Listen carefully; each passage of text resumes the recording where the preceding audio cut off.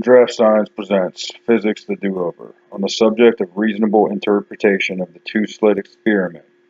It is commonly argued in physics that the two-slit experiment provides evidence or even proof that light has some kind of wave properties and is not just a fundamental particle, quanta, or energy traveling at a constant speed and at a given frequency. I would argue that through analysis of the physics and the presumptions used to derive popular interpretation reveal that the experiment has been grossly mischaracterized to suit a preferred magical description of reality.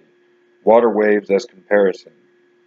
The strongest evidence justifying the conclusion that light must be a wave is the fact that using water waves the interference pattern created is nearly identical to the pattern created using light and two slits. This is a strong circumstantial evidence, but it is not evidence strong enough to justify a conclusion in fundamental dispute. In this case, a fair judge must hard test the evidence, and I would argue that the fair investigation necessary to that testing does reveal the circumstantial evidence to be weak and unsubstantial when compared to other theories that can explain the cause of the effect.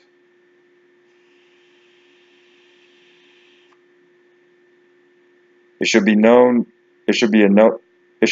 fact to all college-educated physicists that there is a single-slit interference pattern that is identical to the two-slit pattern, with the exception that the central maxima produced is twice the width and 4 times the intensity. The fact that this result is not in any way duplicated in fluid wave mechanics is good reason to think the two-slit results are just coincidental. There's also the problem that single-slit interference makes conversations about what slit the photon traveled through in the two-slit experiment kind of ridiculous. There is also the problem that single-slit interference makes conversations about what slit the photon traveled through in the two-slit experiment kind of ridiculous. Why would the photon have to travel through both slits if in the single-slit experiment it can produce this self-caused wave interference by just traveling through one? It's about the surfaces, not the slits, stupid. It's about the surfaces, not the slits. Stupid.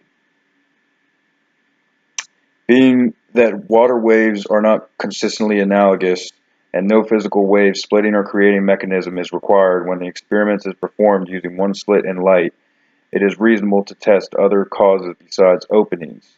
In my experience, I have heard no professional physicist pay the slightest attention to the composition of the slit material or even speculate regarding any role the slit material might be playing in creating the interference pattern.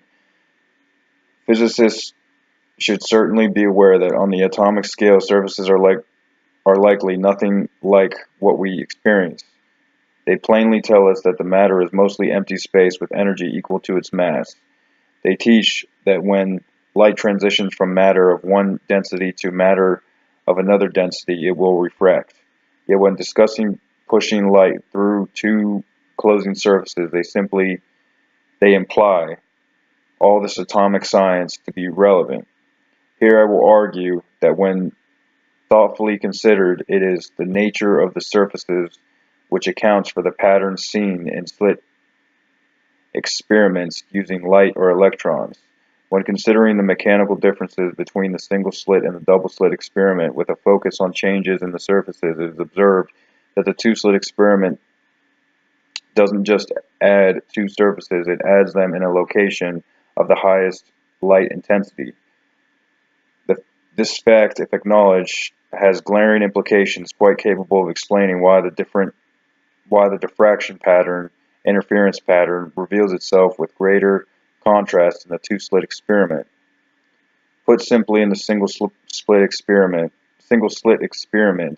the two surfaces are, as far as possible from the center, presumably more intense. Light, and in the two-slit experiment, two surfaces are placed as close as possible to the center of light source. Clearly, this provides explanation for why a given photon would have a higher probability of being diffracted by surface forces in the two-slit experiment. Regarding surface forces, since before Newton it has been observed that cast shadows often have a fuzzy edge which becomes more observable proportional to the length of the shadow. Bringing that fact into this discussion, I would suggest that the diffusion at the shadow's edge is an example of the single surface diffraction. Clearly, the surface of the objects does something to light as it passes close by, and that effect is made more visible as it is magnified through projection over distance.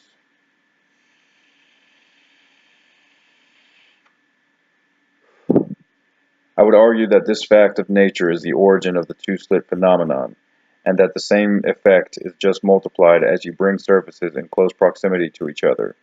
A simple experiment illustrates the point.